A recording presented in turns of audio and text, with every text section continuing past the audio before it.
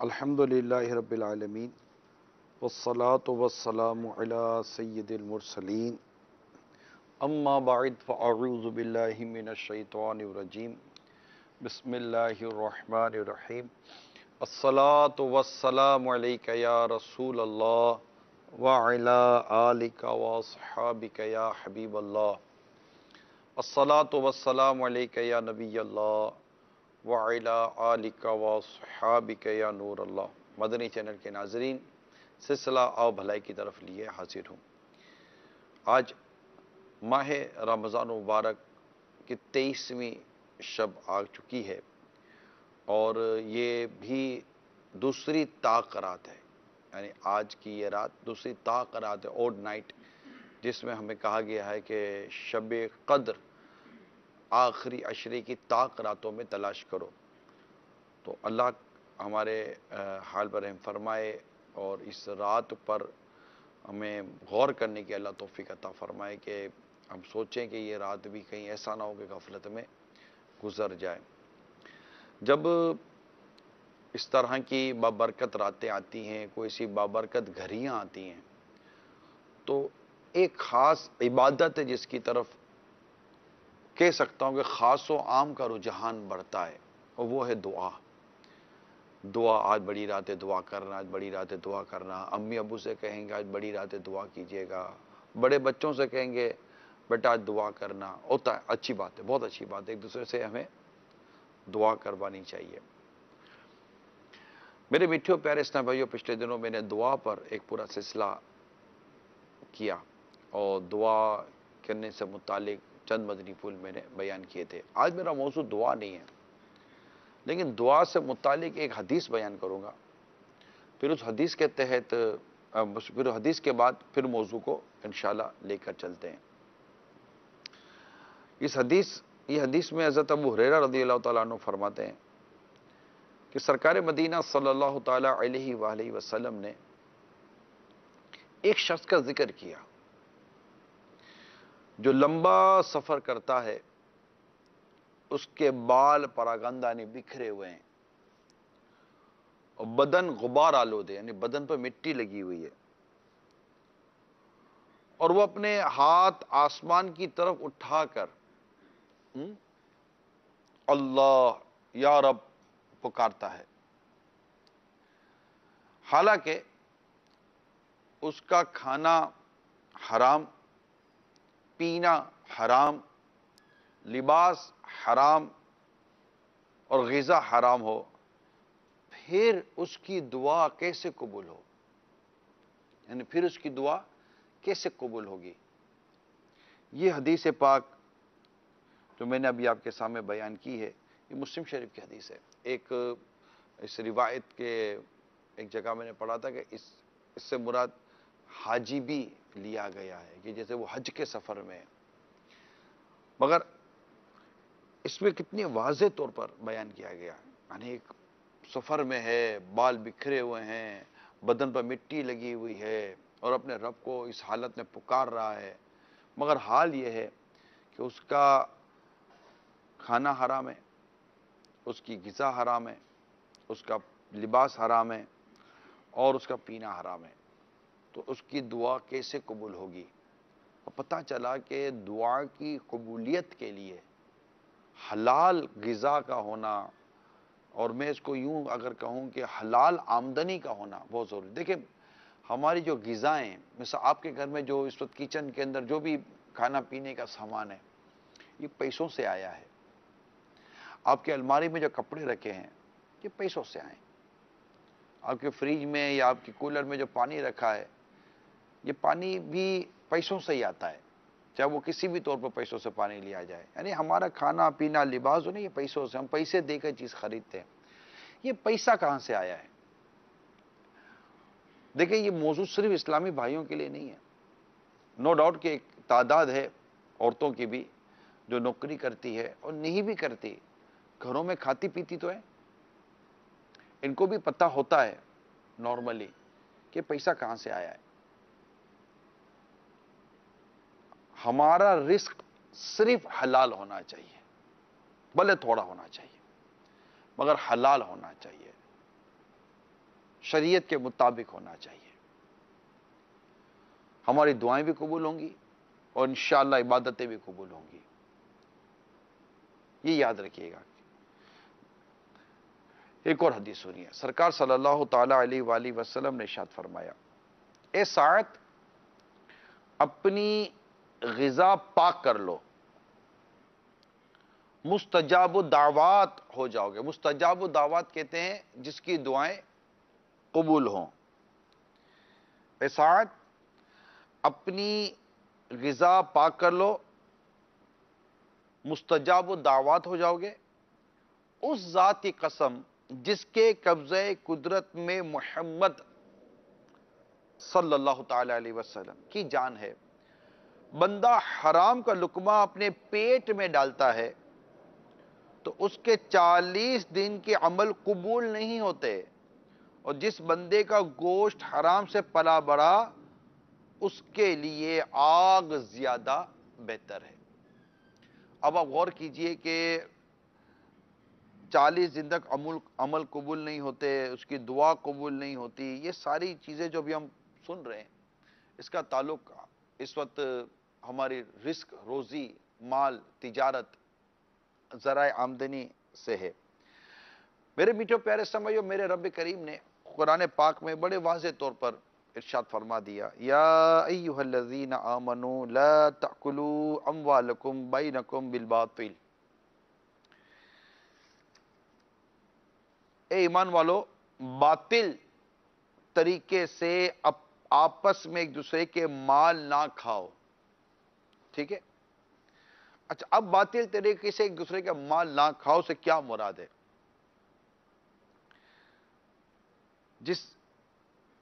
جیسے یعنی اس پہ فرمایا، اس آیت میں باطل طریقے سے مراد وہ طریقہ ہے جس سے مال حاصل کرنا شریعت نے حرام قرار دیا ہے. میں ایک بار پھر عرض کر دیتا ہوں، اس آیت میں باطل طریقے سے مراد وہ طریقہ ہے جس سے مال حاصل کرنا شریعت نے حرام قرار دیا ہے. جیسے فار ایگزامپل سود، ربا، اسے انگلش میں انٹرسٹ بھی کہتے ہیں، چوری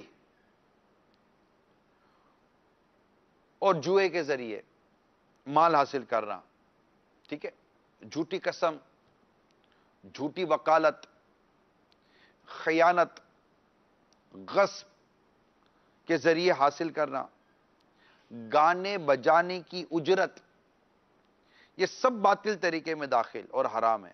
یوں ہی اپنا مال باطل طریقے سے کھانا یعنی گناہ و نافرمانی میں خرچ کرنا بھی اس میں داخل ہے.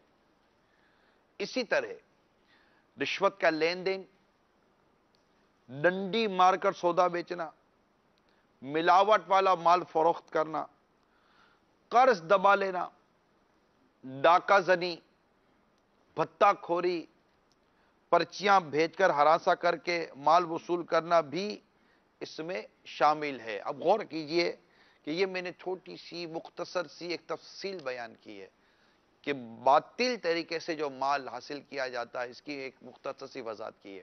اب آپ غور کریں، اسلامی بھائی، اسلامی بہنیں، ماں باپ، اولاد، سب غور کریں. پیسہ آتا اچھا لگتا ہے، آسائشیں اچھی لگتی ہیں، اور پرتعیش زندگی، لگژری زندگی، گلیمرائز لائف پسند آتی ہے، بڑی کمفرٹیبل لائف اس کو کہتے ہیں. مگر یہاں غریب بھی پائے جاتے ہیں، امیر بھی پائے جاتے ہیں. غریب کی بھی تمنا ہوتی ہے کہ ہم بھی کچھ آسائش والی زندگی گزاریں، امیر زیادہ آسائشوں کی طرف جا رہا ہوتا ہے.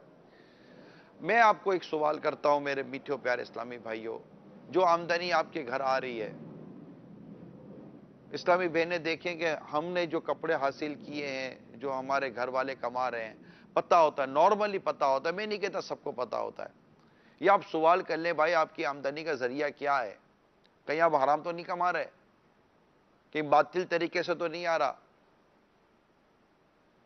یہ معلومات کرنے میں کیا حرج ہے؟ اب معلومات بھی ہے، پتہ بھی ہے کہ ہمارے گھر میں جو پیسہ آ رہا ہے حرام روزی سے آ رہا ہے، اور سب اس میں خوش بھی ہیں، بچے بھی خوش ہیں، وہ گاڑیاں مل رہی ہیں، سب آسائشیں مل رہی ہیں، یہ پیٹ بیگ بھر بھر کر، جیب بھر بھر کر رشوتیں لا رہا ہے. اس کو نوکری ملی ہے، اس نے نوکری لی اس لیے تھی کہ یہاں پر رشوت ملے گی.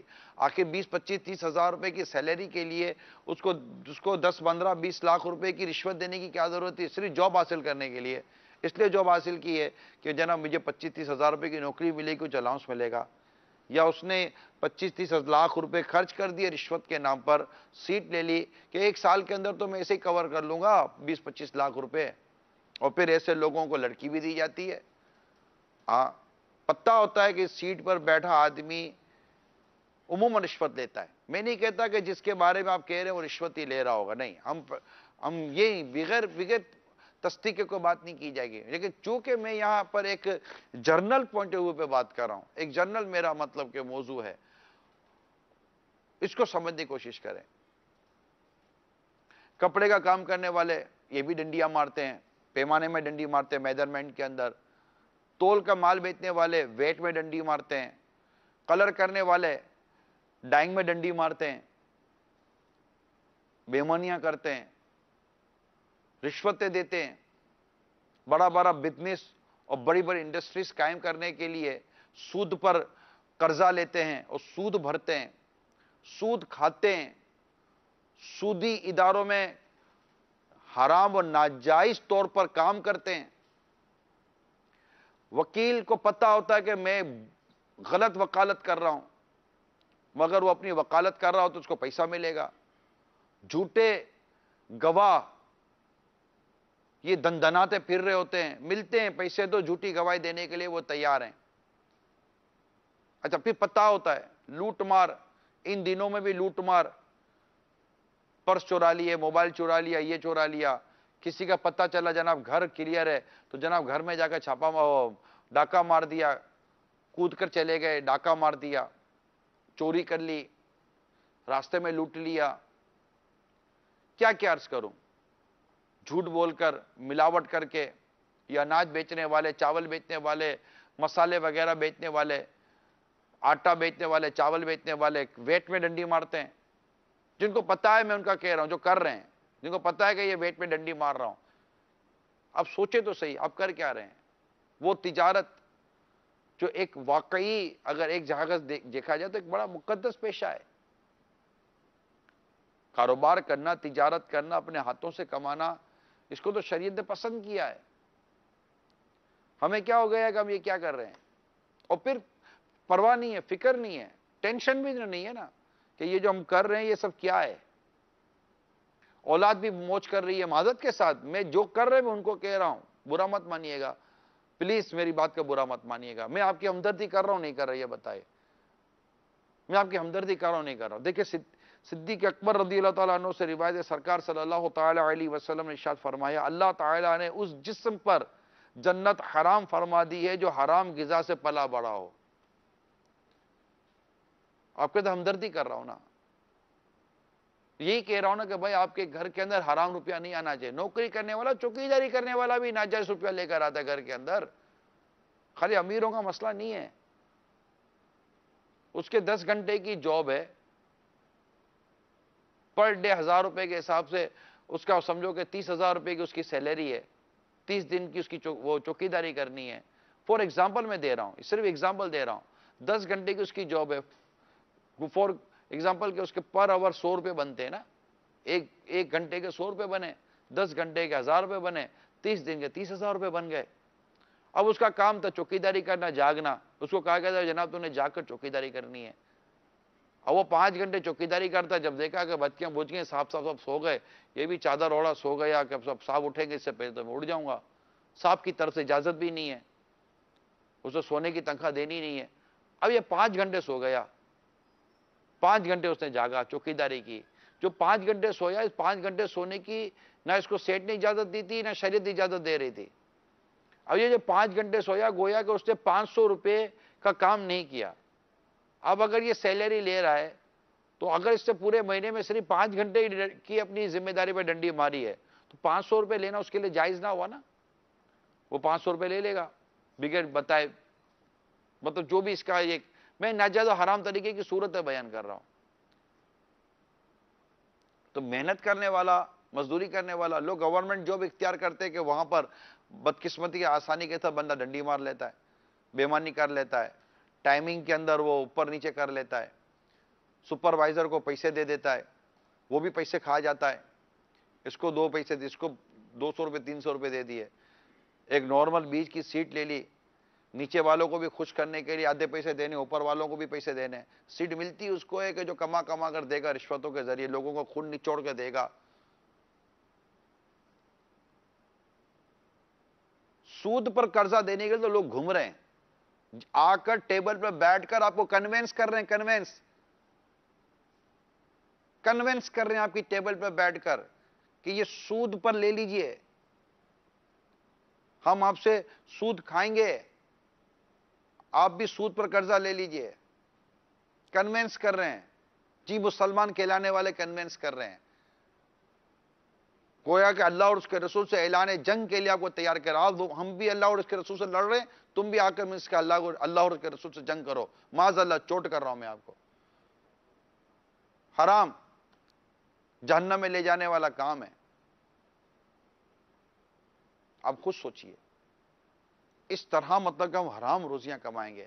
اچھا, اب ایک طبقہ ہوگا جو بولے گا ہم تو حلال کماتے ہیں. بھائی میں آپ سے ایک سوال کرتا ہوں, حلال کمانے کی جو بات کر رہے ہیں, میں آپ سے ایک سوال کرتا ہوں کہ آپ یہ بتائیں کہ آپ نے اپنی روزی, رزق, نوکری, کاروبار, بزنس, چاہے وہ چھوٹا ہو, بڑا ہو, ریٹیل کا ہو, ہول سیل کا ہو, سیمی ہول سیل کا ہو, انڈسٹری ہو, فیکٹری ہو, شاپ ہو, جو بھی آپ کا منیمم سے میکسیمم کی طرف جائیں, آپ کا جو بھی وے آف ارننگ ہے, ایون وہ ایز اے جاب ہے, ایز اے سروس ہے, یا ایز اے ہنر اور ٹیلنٹ ہے, یا ایز اے انویسٹمنٹ ہے, واٹ ایور. اوکے, میرا ایک کوسچن ہے آپ سے, آپ نے اپنے ذرائع آمدنی کا کس سے پوچھا ہے کہ یہ حلال ہے کہ حرام ہے؟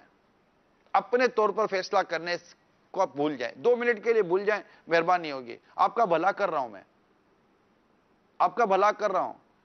اسلامی بہنوں, سمجھاؤ ان گھر والوں کو, اپنی اولاد کو سمجھاؤ کہ اس کی سنو, دیکھو یہ کیا کہہ رہا ہے, ہمیں حلال ہی کھلانا. جی ہاں, امام غزالی رحمۃ اللہ تعالی علیہ نے لکھا ہے احیاء العلوم کے اندر کہ پہلے کی عورتیں جب مرد گھر سے باہر نکلتے تھے تو اپنے گھر کے مردوں کو کہتی تھیں, بیوی بیٹیاں, کہ ہمارے معاملے میں خدا سے ڈرنا, ہمیں حرام مت کھلانا, ہم بھوکا رہ سکتی ہیں مگر جہنم کا عذاب برداشت نہیں کر سکتی. ان عورتوں کا واسطہ دیتا ہوں, سمجھائیں. اور اگر اللہ نہ کرے آپ اس قسم میں مبتلا ہیں تو آپ بھی سمجھیے. میں آپ سے کوسچن, سمپل سا کوسچن ہے میرا, بہت سمپل سی بات کر رہا ہوں میں آپ لوگوں سے, کوئی مطلب ڈھکی چھپی بات نہیں کر رہا. آپ کا جو بھی ذرائع آمدنی, 15,000 کماتے ہیں, 8,000 کماتے ہیں, 8 لاکھ کماتے ہیں, 50 لاکھ کماتے ہیں, پر آور کماتے ہیں, پر منتھ کماتے ہیں, واٹ ایور آپ مطلب کہ اپنی کسی بھی چیز پہ کماتے ہیں, میں آپ کو صرف اتنا سرچ کر رہا ہوں میرے پیارے اور میٹھے اسلامی بھائیوں, آپ کا جو وے آف ارننگ ہے, آپ نے کس مفتی عالم, جو واقعی مفتی اسلام عالم دین ہو, اس سے آپ نے پوچھا ہے کہ کیا یہ میرا آمدنی, جو میرا ذرائع آمدنی ہے, یہ حلال ہے یا حرام ہے؟ 2 سوال کرنے, حلال ہے یا حرام ہے, بس اتنی سی بات ہے. اس میں اتنا مطلب کہ آدمی کو کیا کرنے کی ضرورت ہے؟ اپنے اوپر کیوں آپ کانفیڈنس کر رہے ہیں؟ آپ کسی بھی لائن میں جاتے ہیں, آپ 4 ایکسپرٹ لوگوں سے مشورہ کرتے ہیں, یار میں کروں یا نہ کروں. انویسٹمنٹ کرتے ہیں, 4 تجربے کار لوگوں سے پوچھتے ہیں کہ میں انویسٹمنٹ کروں یا نہ کروں. وہاں آپ اپنی عقل کو دخل نہیں دیتے, سیلف ڈیسیجن نہیں لیتے, رائٹ اور رانگ. ٹیبل پہ بیٹھ کر 10 آدمیوں سے مشورہ کرتے ہیں, رائٹ اور رانگ. آپ اپنی بزنس ایکٹیویٹی, انویسٹمنٹ ایکٹیویٹی کے اس طرح کے طور پر آپ مشورے کرتے ہیں, رائٹ اور رانگ. آپ زندگی کے اور کئی فیصلے کرتے ہیں جسے مشورہ کرتے ہیں, رائٹ اور رانگ. اور مشورہ اسی سے کرتے ہیں جس سے مشورہ کرنا چاہیے.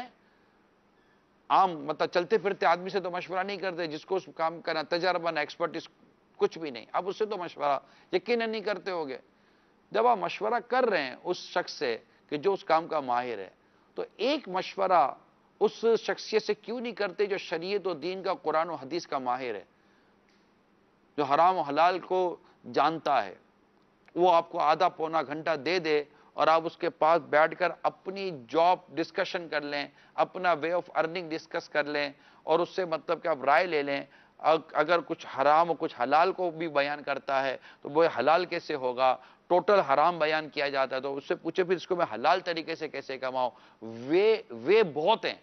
یہ نہیں ہے کہ اگر آپ وہ کہہ دیا کہ حرام تو پھر آپ کو کوئی آپشن نہیں مل سکتا. آپشن بھی الحمدللہ ملتا ہے. لیکن آپ کوئلہ لے کر جاؤ اور کسی مفتی کو بولو اس کوئلے کو دھو دو، کوئلہ نہیں دھلتا. نیور. کوئلہ کب دھلا ہے؟ آپ کوئلہ سفید کر دو، وہ کیسے ہوگا؟ آپ بکرا کاٹ کر بولو کہ اس کو اب زندہ کر دو، اس کی گردن جوڑ دو، کیسے ہوگا؟ تو جب اللہ اور اس کے رسول نے جس کو حرام کر دیا اس کے حلال کی کوئی صورت ہی نہیں ہے نا. اب وہ آپ کو ایک مشورہ دیں گے کہ آپ اس کو یوں کرے یوں کرے یوں کرے. الحمدللہ بہت سارے وے ہیں.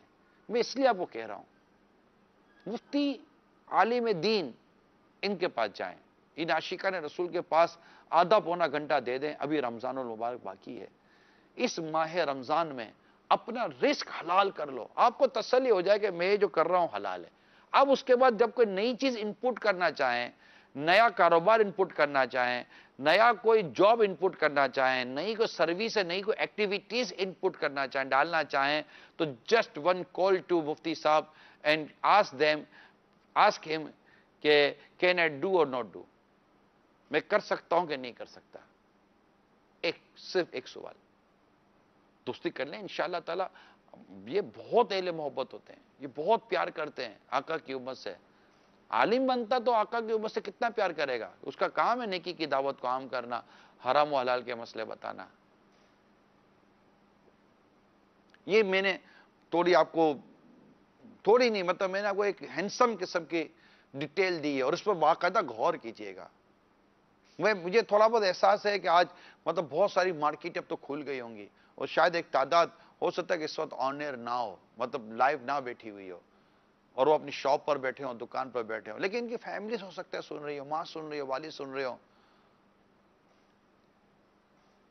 ٹھیک ہے نا؟ تو آپ پلیز اس کو غور کیجئے گا.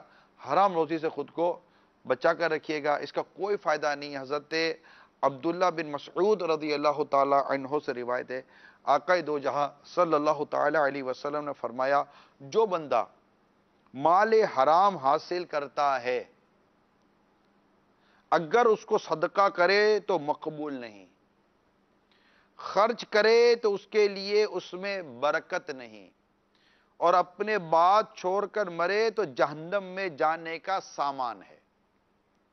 اللہ تعالیٰ برائی سے برائی کو نہیں مٹاتا، ہاں نیکی سے برائی کو مٹا دیتا ہے. بے شک خبیث کو خبیث نہیں مٹاتا. یہ میرے حرام روزی کے حوالے سے، حرام آمدنیوں کے حوالے سے، ناجائز آمدنی کے حوالے سے، اور پھر جو اس کے سائیڈ ایفیکٹس ہیں اس کے حوالے سے، بہت سائیڈ ایفیکٹ ہیں. عجیب و غریب قسم کی پریشانیاں، بیماریاں، اور پھر بیماریاں بھی پھر ایسی کہ جو جاتی نہیں ہے. اور ایک بڑا مشہور لوگوں میں ایک جملہ مشہور ہے، جہاں سے پیسہ آتا ہے وہاں چلا جاتا ہے. تو ڈرنا چاہیے، اللہ تعالیٰ سے ڈرنا چاہیے. اب اللہ رزق دینے والا ہے، اس نے ہمارا رزق لکھ دیا ہے. اوکے، ہمارا رزق لکھا ہوا ہے. قلم رزق لکھ کر فارغ ہو چکا. امام غزالی رحمۃ اللہ تعالیٰ علیہ لکھتے ہیں، قلم رزق لکھ کر فارغ ہو چکا. مطلب قلم مطلب ہمارے مقدر کا رزق لکھ دیا گیا ہے، ہمیں عقل و شعور دیا گیا ہے.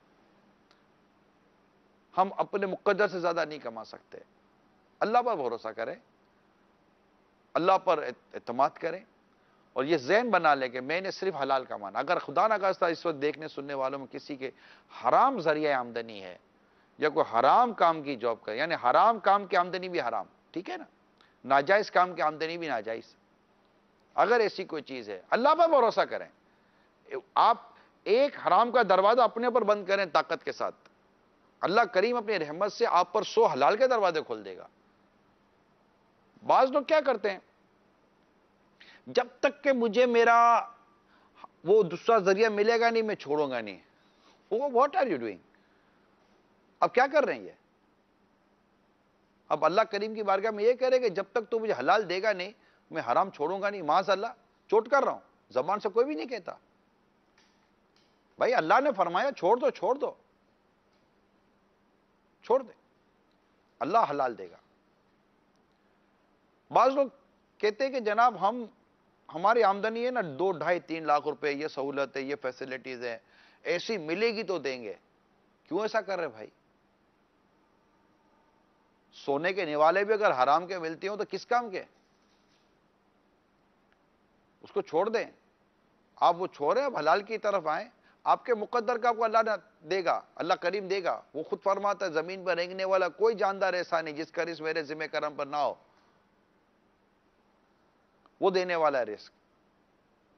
تو اس پر بھروسہ کریں, اسی پر بھروسہ ہونا چاہیے. اور بالکل پتہ بھی چل جانا کہ یہ حرام ہے, نہیں کرنا چاہیے, یہ ناجائز ہے, نہیں کرنا چاہیے. کیسی اپرچونٹی مل جائے پیچھے ہٹ جائیں. اور راستہ آپ کو انشاءاللہ علماء مفتیان کرام دے دیں گے. میری بات مانیں, میں ہمدردی کر رہا ہوں آپ لوگوں سے. آپ بلا جھجک مفتی اور علماء کے بعد دارالافتاء اہل سنت آپ کی خدمت کے لیے تیار ہے. دعوت اسلامی کا ملک بھر میں ٹیلی فون نمبر آپ کے پاس ہیں. اسکرین پر ہم ٹیلی فون نمبر بھی اس کو دکھا دیتے ہیں کہ آپ نمبر نوٹ کر لیں, آپ فون کریں. جو بھی ان کے ٹائمنگ ہے, ڈیفینیٹ ٹائمنگ تو ہوتا ہے نا. آپ ابھی فون کریں گے جناب اٹھا نہیں تھا, میں نے پوچھا تھا, آپ پیچھے پڑیں.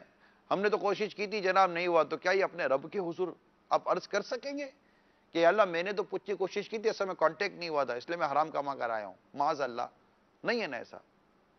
آپ کو تو ڈاکٹر بھی اتنی جلدی نہیں ملتے, آپ کو کون سی امپورٹنٹ پرسنالٹی اتنی جلدی مل جاتی ہے؟ تو یہ صبح 10:30 سے لے کر دوپہر 3 بجے تک کا ٹائم ہے. آپ کو ڈیفینیٹلی دنیا بھر سے کالیں ہر ایک جگہ پر جاتی ہوتی ہوں گی. نہیں ملے تو آپ دوبارہ کریں, نہیں ملے تو دوبارہ کریں. ٹرائی کریں ٹرائی کریں ٹرائی کریں.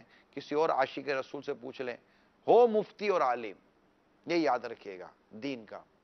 کال دیں.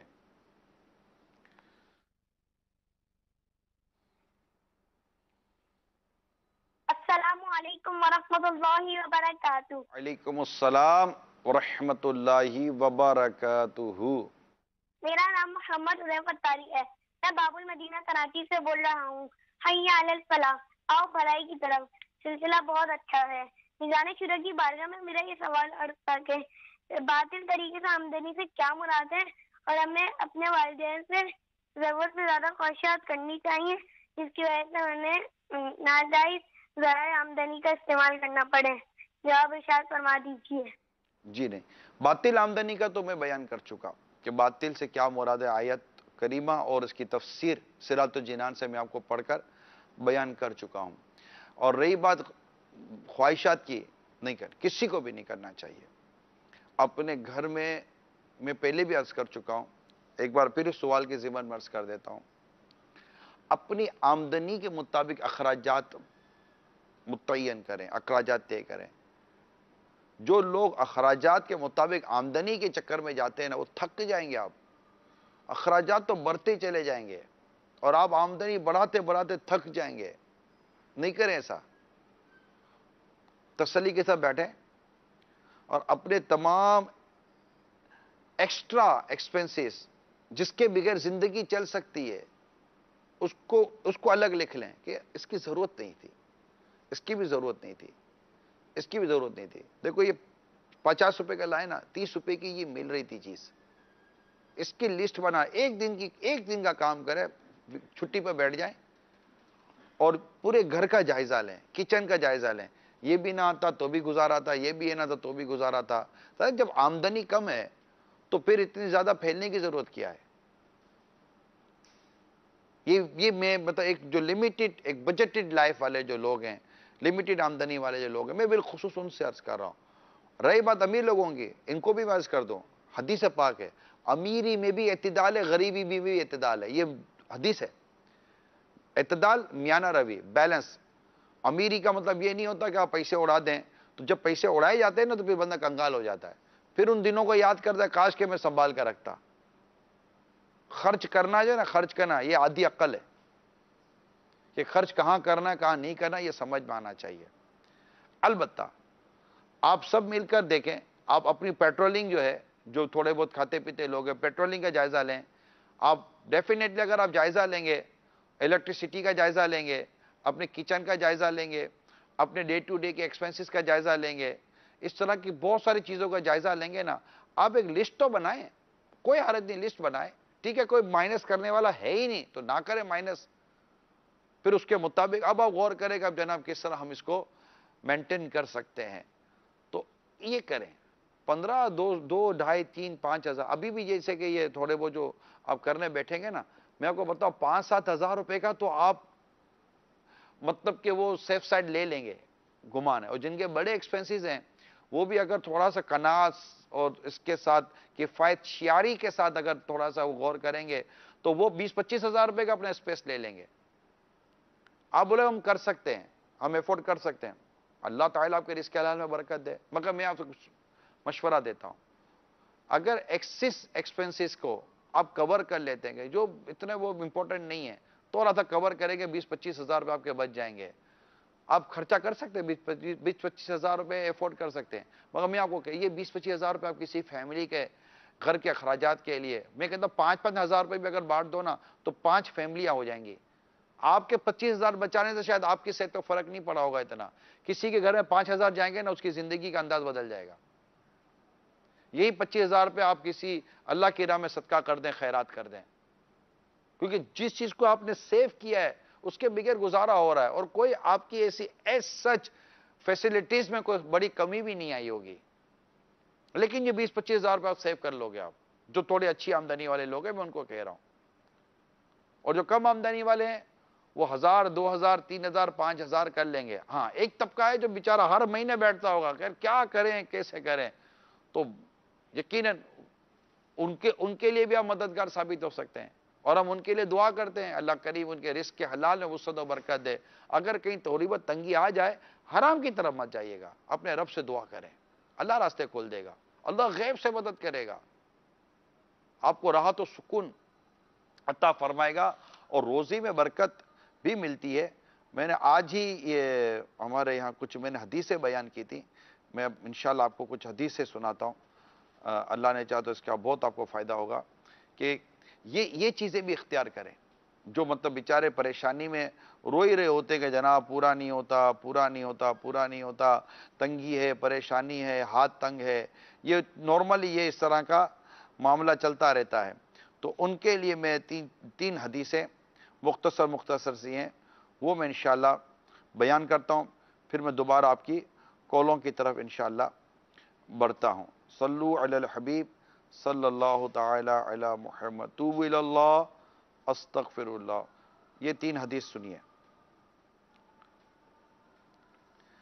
حضرت انس رضی اللہ تعالیٰ عنہ سے روایت ہے, سرکار مدینہ صلی اللہ تعالی علیہ وسلم نے ارشاد فرمایا, جسے آخرت کی فکر ہو اللہ تعالیٰ اس کا دل غنی کر دیتا ہے اور اس کے بکھرے ہوئے کاموں کو جمع کر دیتا ہے. آخرت کی فکر ہو اور دنیا اس کے پاس ذلیل ہو کر آتی ہے, اور جسے دنیا کی فکر ہو اللہ تعالیٰ محتاجی اس کی دونوں آنکھوں کے سامنے اس کے جمع شدہ کاموں کو منتشر کر دیتا ہے, اور دنیا کا مال بھی اسے اتنا ہی ملتا ہے جتنا اس کے مقدر میں. ایک اور حدیث حضرت عبداللہ بن مسعود رضی اللہ تعالیٰ عنہ سے روایت ہے, سرکار صلی اللہ تعالی علیہ وسلم نے فرمایا, جو شخص تمام فکروں کو چھوڑ کر ایک چیز یعنی آخرت کی فکر سے تعلق رکھے گا, اللہ تعالیٰ اس کے تمام دنیاوی کام اپنے ذمے لے لے گا, اور جو دنیاوی فکروں میں مبتلا رہے گا تو اللہ تعالیٰ کو کچھ پرواہ نہیں, خواہ وہ کہیں بھی مرے. تیسری حدیث, اور یہ حدیث قدسی ہے, رسول کریم صلی اللہ تعالی علیہ وسلم نے فرمایا, اللہ فرماتا ہے, اے انسان تو میری عبادت کے لیے فارغ ہو جا, میں تیرا سینہ غنا سے بھر دوں گا اور تیری محتاجی کا دروازہ بند کر دوں گا, اور اگر تو ایسا نہ کرے گا تو تیرے دونوں ہاتھ مشاغل سے بھر دوں گا, کام کاج سے بھر دوں گا, اور تیری محتاجی کا دروازہ بند نہ کروں گا. تو یاد رکھیے میرے میٹھے پیارے اسلام بھائیو, نیک اعمال کریں, اس سے رزق میں برکت آتی ہے, محتاجی کے دروازے بند ہو جاتے ہیں, بہت فائدہ. اس سے یہ مراد یہ نہیں ہوتی کہ آدمی کاروبار کرنا نہیں, اس کے تو فائدے لکھے ہوئے ہیں رزق کے کاروبار کرنے کے, اس کے تو فضائل لکھے ہوئے ہیں. سرکار صلی اللہ تعالی علیہ وسلم فرماتے, سچا اور امانت دار تاجر انبیاء, صدیقین اور شہداء کے ساتھ ہوگا. یہ تو فضائل ہیں تجارت کے. اب سب سے اچھی آمدنی وہ ہے جو بندہ اپنے ہاتھوں سے کمائے. اسلام اور دین اور شریعت میں سوال کرنے کی مذمت ہے، اس کو پسند نہیں کیا گیا. دینے والے کے لیے اس کو پسند کیا گیا ہے، خودداری کو پسند کیا گیا ہے، اپنے ہاتھوں سے کمانے کو پسند کیا گیا ہے، کسب معاش کوئی نہ کوئی آمدنی کا ذریعہ بنائے پسند کیا گیا ہے. مگر یہاں جو ہم مراد لیں گے وہ یہی ہے جو میں نے پڑھا ہے اس کو، کہ اس سے مراد یہ ہے کہ بندہ اگر آخرت کی فکر کرے، نماز پابندی کے ساتھ پڑھے، شریعت و سنت پر عمل کرے، دل میں خوف خدا ہو، تقوی و پرہیزگاری ہو، گناہ سے بچے، حرام سے بچے، اللہ سے ڈرتا رہے، قبر و آخرت کی تیاری میں مصروف رہے اور اچھی اچھی نیتوں کے ساتھ اپنے کاروبار کو کرے، اللہ کریم اس کے رزق میں برکت دے گا. یعنی صبح کے وقت اچھے ارادے یعنی نیتیں، اچھی نیتیں دل میں لے کر یہ بازار جائے، حلال کمائی سے اپنے اہل و عیال کا پیٹ بھروں گا، ان کی مطلب اس طرح کی خدمت کروں گا، اور مخلوق سے بے نیاز ہو جانے کی وہ نیت کرے، اور مجھے اتنی فراغت مل جائے کہ میں اللہ تعالیٰ کی بندگی کرتا رہوں اور آئے آخرت پر گامزن نہ ہوں. یہ بھی نیت کرے کہ میں مخلوق کے ساتھ شفقت، خلوص، امانت داری کروں گا، نیکی کا حکم دوں گا، برائی سے منع کروں گا، خیانت کرنے سے باز رہوں گا. اس طرح کی اچھی اچھی نیتیں کرے اور آخرت کی تیاری اور آخرت کی فکر اپنے پیش نظر رکھے. اللہ اپنی رحمت سے آپ کی محتاجی دور کرے گا، تنگ دستی دور کرے گا، آپ کے لیے رزق کے دروازے اور کھول دے گا. ہے نا؟ یہ کریں. اب نمازیں پڑھنی نہیں ہے، رونا دینا ہے، حرام چھوڑنا نہیں ہے، رونا دھونا ہے، بہت سارے کام غلط کر ہی رہے ہیں پھر بھی رونا دھونا ہے. تو اس رب کو راضی کرے جو رزق کا مالک ہے، جو رزاق ہے. کال دے. السلام علیکم ورحمۃ اللہ وبرکاتہ. وعلیکم السلام ورحمۃ اللہ وبرکاتہ. حی علی الفلاح. اب بھلائی کی طرف. عمران بھائی، آج آپ نے موضوع رزق حلال لیا ہے. اب یہ موضوع ایسا ہے کہ میں اس پر ایک ہی مدنی پھول آپ سے چاہوں گا. خوف خدا، شرم نبی عز و جل و صلی اللہ تعالی علیہ وسلم جب یہ ہوگی تو پھر آپ خود بھی بچیں گے، دوسروں کو بھی بچائیں گے. اب یہ کیسے حاصل ہو، اس پر مدنی پھول عطا فرما دیجیے. اور ایک یہ عرض کرنی تھی کہ یہ جو دیکھ دیکھ کر ہم لوگوں کو اڈاپٹ کرتے ہیں، وہ ایسا ہو رہا ہے، ایسا بن گیا ہے، امیر ہو رہا ہے، آسائشیں آ رہی ہیں. عمران بھائی، پھر جب گھر میں وہ معاملہ چلتے ہیں نا، پھر اس کو روکنا اور بیچارہ مرد جو ہے وہ یعنی بڑی مشکل بن جاتی ہے. اس پر آپ مدنی پھول عطا فرما رہے ہیں. اللہ عز و جل ہمیں ہر حال میں اپنا شکر ادا کرنے کی اور قناعت پسندی کی توفیق عطا فرمائے. السلام علیکم. وعلیکم السلام ورحمۃ اللہ وبرکاتہ. مطالعہ کریں، حرام اور حلال کے متعلق پڑھیں، اس سے انشاءاللہ دل میں خوف خدا اور محبت الہی دونوں پیدا ہوگی، تقوی پیدا ہوگا، اور انشاءاللہ حرام روزی سے بچنے کی صورت بنے گی. اللہ اور اس کے رسول سے ایک حیا والی کیفیت پیدا ہوگی.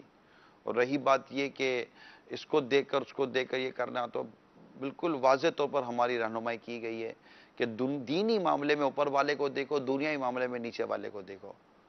یعنی دینی معاملے میں اوپر والے کو دیکھو جو ہم سے زیادہ نیک ہے، پرہیزگار ہے، نمازیں پڑھتا ہے، تہجد پڑھتا ہے، دیگر. اور دنیاوی معاملے میں نیچے والے کو دیکھو جو آپ سے زیادہ غریب ہے، آپ سے زیادہ کم ہے. تو اس میں آپ کو شکر ملے گا اور وہاں آپ کو مزید ترقی کرنے کا جذبہ ملے گا انشاءاللہ. کال دیں. میرا سوال یہ ہے کہ حضرت صاحب کا یہ بیان چل رہا ہے حرام روزی کے حوالے سے، تو مجھے اس میں ایک سوال کرنا تھا حضرت صاحب سے کہ جیسے ہم لوگ بھی جاب کرتے ہیں نا، ہمارے جو مالکان ہیں وہ ہم سے کہتے ہیں کہ ہماری ریکوائرمنٹ یہ ہے کہ آپ جس شہر میں جا رہے ہیں وہاں جا کر اس طرح اتنی دکانیں کریں اور وہاں سے زیادہ آرڈر لے کر آئیں. ہم جاتے ہیں دکانوں پہ، وہاں کم ملتا ہے اور ہم انہیں بڑھا کے بتا دیتے ہیں کہ سر اتنا مل گیا ہے. تو اس سے ہماری روزی حرام ہوتی ہے، صحیح رہتی ہے؟ وہاں پہ وہ ڈسٹریبیوٹر جو ہمارے ہوتے ہیں وہ بہت زیادہ مال بھیج رہے ہوتے ہیں نا، یہ مجھ سے پوچھنا تھا. اس سے ہماری روزی پہ تو کوئی اثر نہیں پڑتا؟ ایسا تو نہیں کہ ہم اپنے بچوں کو حرام کھلا رہے ہوں؟ دیکھیں، واضح طور پر آپ نے جو جملہ کہا نا، اس میں تو جھوٹ کی آمیزش ہے ہی، جھوٹ کی ملاوٹ ہے. اب جتنا کام، جتنا مال، جتنی آمدنی آپ نے جھوٹ بول کر اور گناہ کر کے جو لی ہے، ڈیفینیٹلی اس کو تو آپ کو چھوڑنا ہی پڑے گا. تو جھوٹ کیوں بولتے ہیں آپ اپنے رب پر بھروسہ کریں. झूठ भी कोई भरोसा करने वाली शे है? बताइए, झूठ क्या वो कोई ऐसी शे है जिस पर भरोसा किया जाए? या झूठ बोलूंगा तो बचूंगा? ये तो शैतानी काम है। सच पर भरोसा करें, साच को आंच नहीं है। अब सच बोले, नहीं हुआ, नहीं हुआ, अल्लाह ने चाहा तो आपके लिए आसानी हो जाएंगी, बरकत मिलेगी, अल्लाह राजी होगा। बंदा झूठ बोलता है ना, तब भी उसकी नौकरी चली जाती है, यही बता दो। झूठ पकड़ा जाता है, फिर जलील होकर निकलता है। आदि सच बोले बस। जी। अस्सलामु अलैकुम वरहमतुल्लाहि वबरकातुहू। वालेकुम अस्सलाम वरहमतुल्लाहि वबरकातुहू। निगरान शुरा का बहुत ही प्यारा सिलसिला आओ भलाई की तरफ जारी है। मैं निगरान शुरा से ये पूछना चाहता हूँ, जिस घर में मदनी माहौल में अफराद आ जाते हैं लेकिन उनके घर के बड़े मदनी माहौल में नहीं आ पाते, उनको मदनी माहौल के करीब कैसे लाया जाए, उनको नमाजी कैसे बनाया जाए? मदनी चैनल भी घर में चलाया जाता है लेकिन फिर भी कोई खास असर नहीं उन पर होता, क्या किया जाए? इसके बाद घर में मदनी माहौल बनाने की 19 मदनी फूल, ये मदनी इनामात के रिसाले में भी मौजूद हैं, उसको पढ़ें और इनफरादी इंडिविजुअल ज़ाती तौर पर उस पर अमल शुरू करें। अल्लाह की रहमत शामिल हाल रही तो इंशाअल्लाह फ़र्क पड़ेगा। अल्हम्दुलिल्लाह अमीर सुन्नत के यहाँ आशिकान रसूल जमा हैं। आइए अमीर सुन्नत की तरफ चलते हैं।